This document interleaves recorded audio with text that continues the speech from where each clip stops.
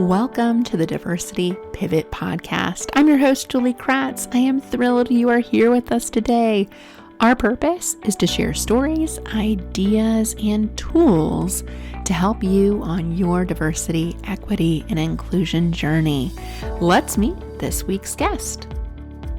Hello, listeners. Today we have a special guest, Lisa Hickey is CEO of Good Men Media and publisher of the Good Men Project, an online multimedia cross-platform content site and conversation discussing the changing roles of men in the 21st century.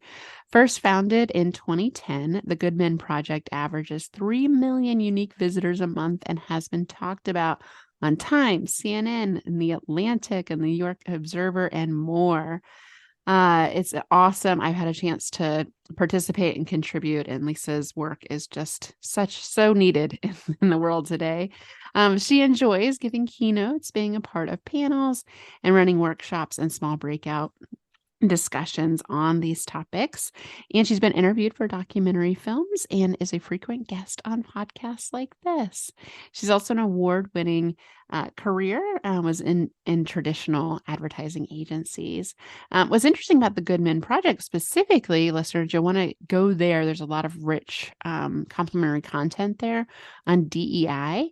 And the question they're really helping answer is, how can men become better allies, in the midst of Me Too and all the things happening and all the intersectionality of today's conversation, whether it's disability, LGBTQ plus, et cetera. There's a ton of content on how to be a better ally. So for all those reasons, Lisa is joining us today. Welcome, Lisa. Thanks, Julie. It's great to be here. I'm very grateful. And you've done amazing work as well in this space. So I'm just so excited to be here and share thoughts with you. Yeah. Well, tell us your story. The Good Men Project. So cool that you've garnered such an amazing audience over this last, 12 years since you founded it. What brought you to do that? And tell us, what's the secret? What's the secret to successfully running an online publication? A lot of hard work. Exactly. No, but I love telling the origin story because it's so fascinating. It was really one of those moments which just changed my life, and it was great. So the way the story goes is that there was a venture capitalist named Tom Matlack who had created a book of stories about men, and he had hired me to help promote the book. It wasn't even published yet. We walked out to a lunch meeting and he had this manuscript of 100 pages or so, and I asked him what the book was about, and he said essays, and my heart kind of fell because I was like, oh, essays doesn't sound like the most exciting thing. But then defining men, the defining moments in men's lives, the moment when they woke up, I thought I knew what it meant to be good. I thought I knew what it meant to be a man, and I found out I didn't know either. And I was just so taken with that idea because up until that moment, I didn't know that that's what men thought about. I didn't understand that it was part of the way they viewed the world, that they weren't sure what it meant to be a man, and they weren't sure what it meant to be good, and they were questioning all of the values that they had up until these defining moments, which were anything from having a kid to seeing a loved one die to overcoming addiction to a whole variety of sort of defining moments that we all have, but they were particularly from this point of view of, what does that mean to me as a man, and what does that mean to me in the way that I have this moral compass and value goodness. And so that was really the catalyst. And I helped promote the book. I had, as you mentioned, I had an advertising background, marketing background, social media background. So it was easy to put a plan together to promote a book. But I said to Tom on that day, as soon as I heard that idea, it's like, I don't know if I can sell 1 million copies of the book, but I can sell 1 million people on that idea. That idea is so profound. The idea of having a conversation about the changing roles of men, similar to the way women have had conversations about the changing role of women for decades. Women are supposed to talk about that stuff according to stereotypes, but men haven't had like really productive, good conversations about that. They haven't felt like they had permission, or that it was important, or that other men were thinking about these things also.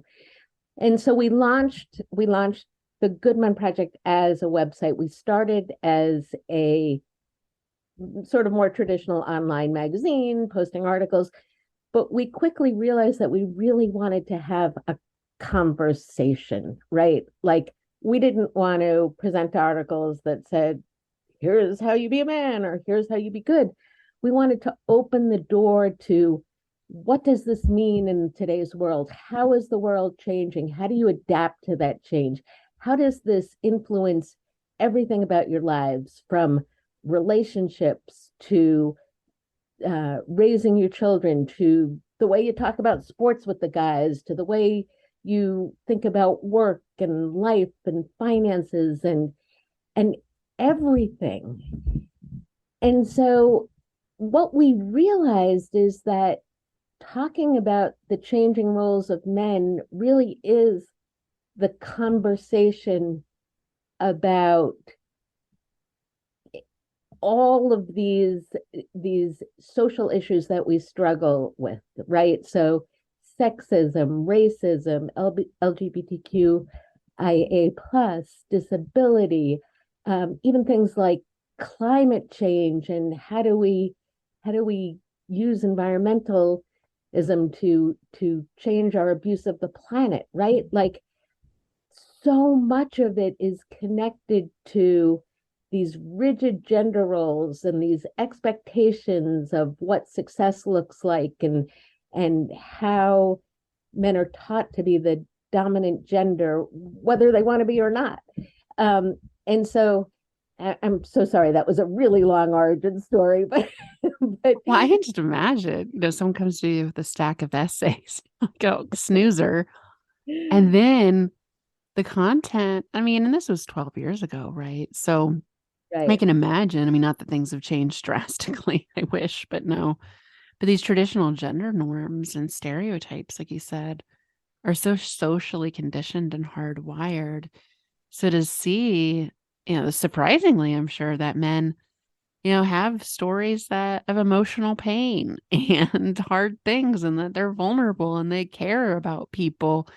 None of this does any gender any good to put us in these gender boxes, as I know the Good Men Project strives to deconstruct. Tell us, Lisa, though, about the journey from then to now. What have been some of the secrets to success, and how have you garnered such an amazing audience? So I think it goes back to the fact that we wanted to have a conversation. So we have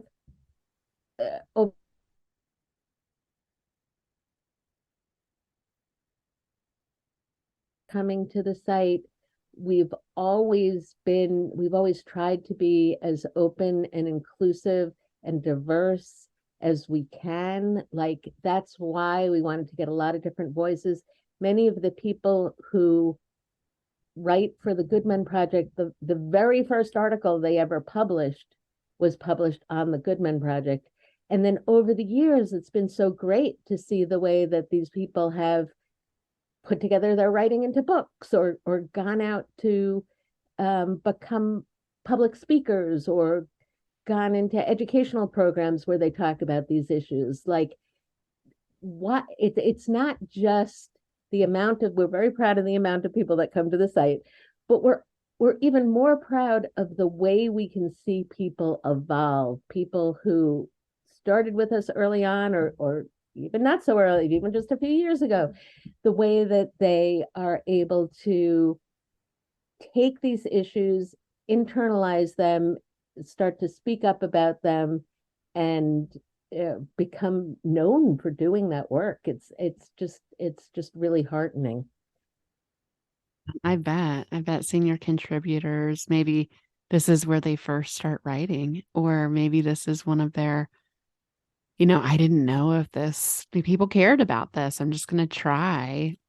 And to see that lead to books and podcasts and other things. I know I found the Good Men Project through Kamanzi Constable, who runs a publish and paid group of authors and has, I know, been a part of your work for a long time. And it's been really lovely to be able to syndicate pieces there and repurpose pieces that, on our website at Next Pivot Point, I'd love to say that we get millions of views, not so much, thousands, luckily, but it really amplifies the voices of folks that may not have another platform to share. And the content, listeners, check it out. The content is very rich. It's very action-based. It's very story-based. So not only is it entertaining, but it gives you the how-tos, which I think is always a balance to strike as a writer as well, Lisa.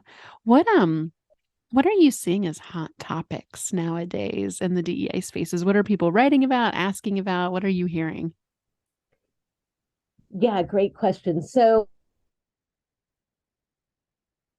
happened it's sort of always been a dynamic of our site is that the articles on our site that get the most page views, the ones that go viral, have often been the ones about sex and relationships and romance and dating and marriage. But what we find, and when we study our analytics very closely, is that people come into the site for an article about relationships, and the next article they click on is one about social justice. So it's kind of a joke among us. They come for the relationships, they stay for the social justice, but that's literally what happens.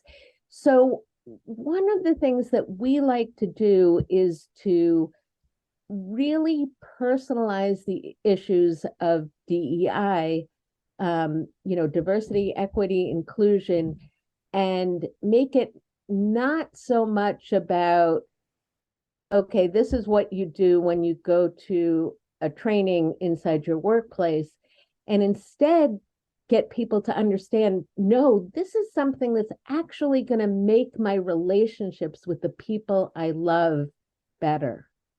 This is something that I'm going to think about as I'm raising my child every day. This is something I'm going to go out and discuss with my friends over cocktails. I think making these issues of, like, first of all, just understanding what is racism, what is sexism, what are the issues of marginalized people of all sorts. What are the issues? How do I recognize them? And then how do I talk about them in my everyday life? How do I really understand these in a way so that I can just have a conversation, a casual conversation with anyone in the world about these issues? And so that's been again something that we understood was happening on our site, like just from looking at the analytics. We thought it was a profound revelation, and we've tried to enhance that in everything we do. Mm-hmm. Well, I think it speaks to what I'm seeing in the DEI space, that it's not just a professional conversation. There's a personal element to it. There's relationships, like you said, there's health and wellness aspects to it. It has tentacles in all of the places of our lives. Of course, they're human issues. And so people aren't compartmentalizing them. That cross traffic that you're seeing across the site is really interesting. People may think they want something about how to improve, their relationship with their partner. And then, like you said, might quickly realize, like, oh, I could probably be more inclusive of, this dimension of diversity, or I can learn some things about why inclusion can matter for me. So I really like that story. And it's really interesting that people are seeing all of the different aspects come together.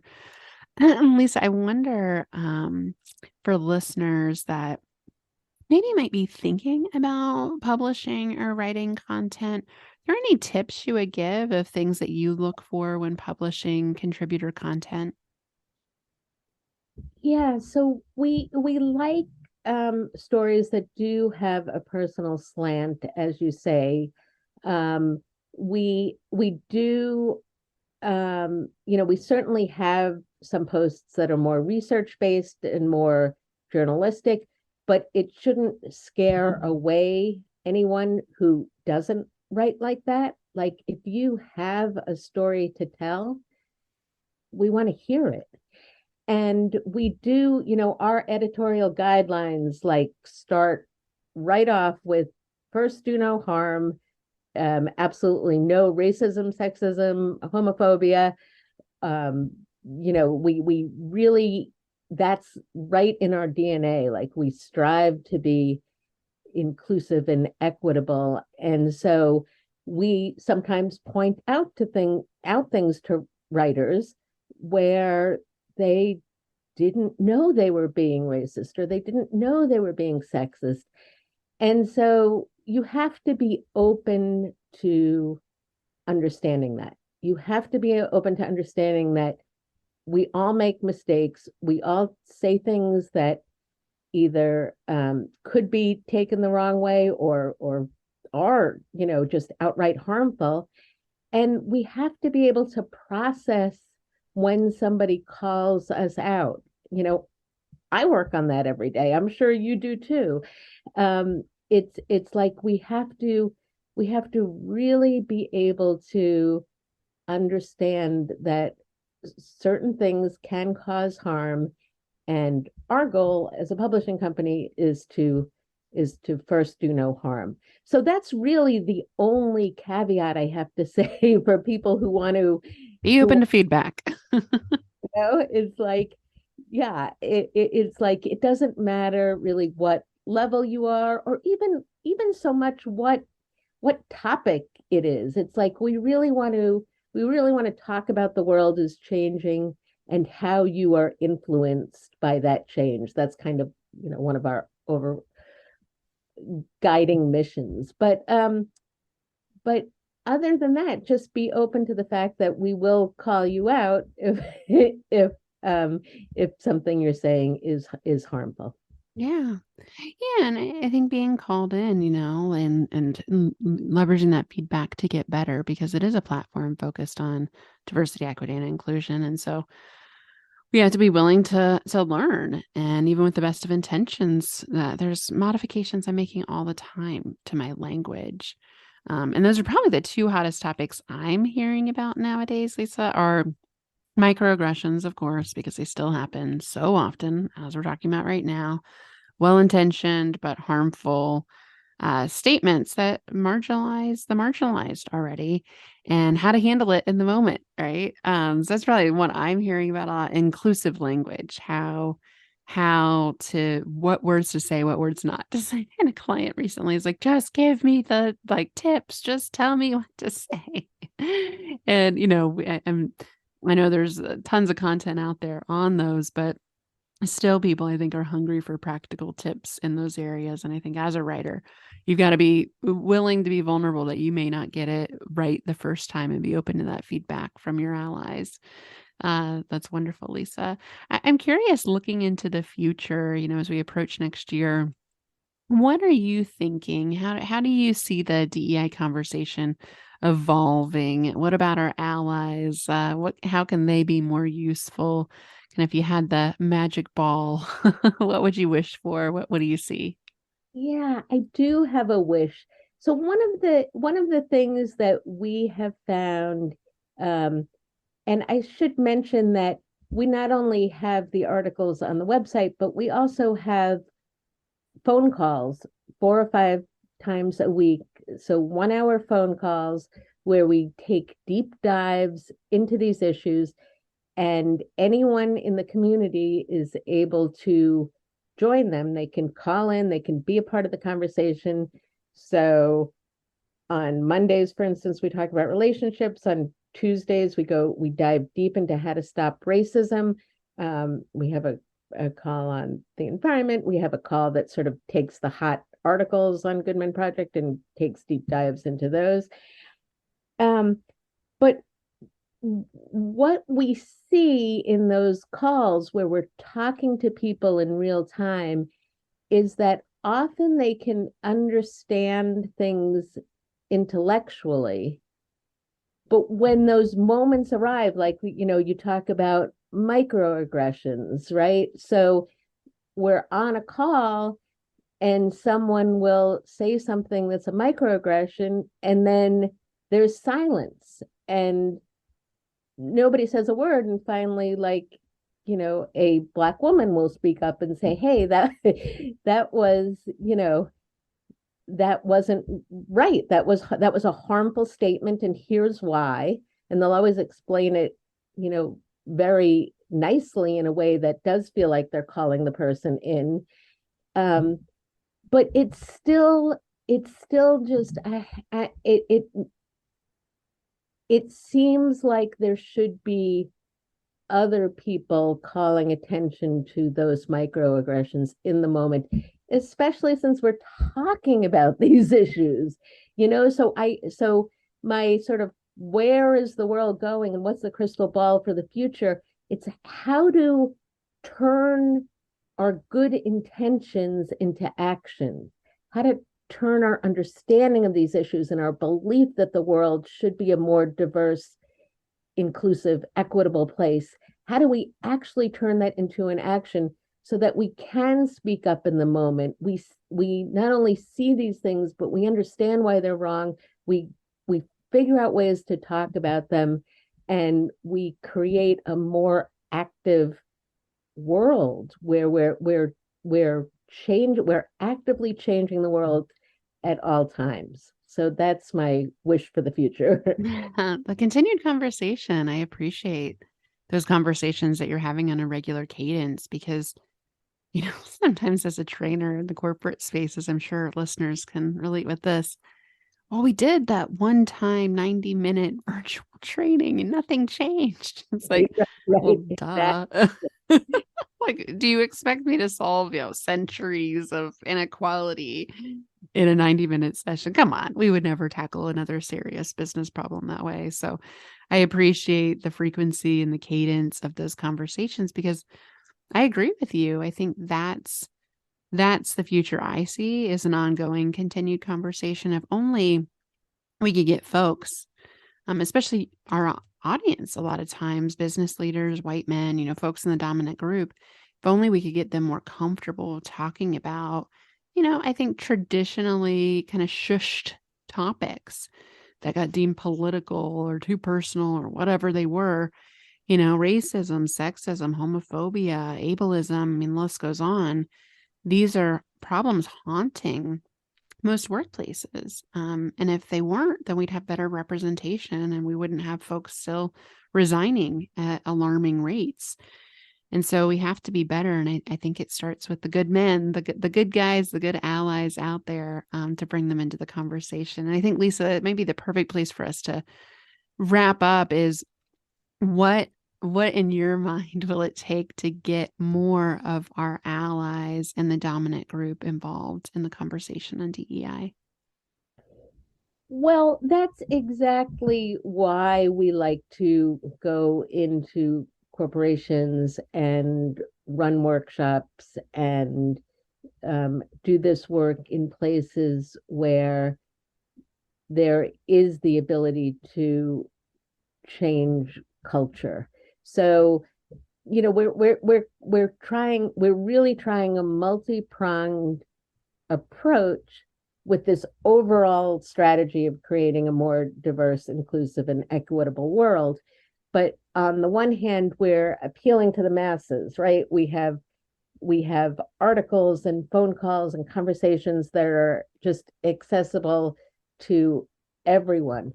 And on the other hand, we're taking very specific action by going into corporations or organizations or schools or universities and really trying to come up with an action plan together with the top management, together with the people who have the ability to institute policies, to institute change, and to really say, hey, how do we take what's a very broad conversation over here and really turn it into ways we can actively change the culture in this one place or this one organization. And so that's been our approach, and that's where we really want to keep going, is pushing forward on both of those fronts. Yeah. Yeah. Education's a huge part of the journey. And some of it, DIY, do yourself, reading articles and things can be helpful, but also real life activity. And like you said, action planning. I think that's one thing that we see too, is I see a very stark difference between organizations that have DEI as a part of their strategy and those that don't. It's just a very different conversation, a very more advanced place when you have it baked into your strategy versus when it's ad hoc and it's still done on people's free time and it's not rewarded as a part of performance like anything else important would be. So I completely agree. Lisa, if you want to leave our listeners with just maybe one thing, one thing that's inspired you over the years, one thing that you think would be helpful, a tip, a piece of advice, I'd love to just kind of wrap up with an inspirational or insight that you haven't shared yet. Sure. I would love our listeners to realize that they can have these conversations every day, that they don't have to just wait for the right moment. They don't have to wait for somebody else to start talking about it. They could sit down at the dinner table tonight and start talking about these issues with people they love. And so I really wanted people to think of it as a habit, like something that is actually going to make your life as an individual better, and it's going to make the life of other people's better, and it's going to move us toward a more just and equitable world. And it's an awesome thing to be able to think about it in that framework and not just something that happens over there or in this one specific training operation, but it's something that can just be a part of your life. Yeah. Yeah. I like to say DEI starts with you. And I can't finger point at other people like, why aren't they doing this? Or they're the problem. It's like, well, what are you doing? Right. And those everyday conversations really do matter. That's awesome, Lisa. Well, thank you. We're going to link to the Goodman Project in our show notes. So you'll definitely want to check that out. Great content there. And I think if you're interested in DEI, consider submitting your content to be shared and syndicated as well. I know it's been a great experience for us here at the Next Pivot Point team. So thank you so much, Lisa, for all you're doing in the world. We're so thankful your voice is out there. Thank you for listening to this week's episode. Allies are necessary for positive change. If you are on the journey to becoming an ally, we invite you to participate in our brand new Lead Like an Ally online program, or get a copy of our new book, Allyship in Action, available on Amazon. Both are helpful tools that meet leaders where they're at and help provide tools for professional and personal settings. Head over to nextpivotpoint.com to get started today.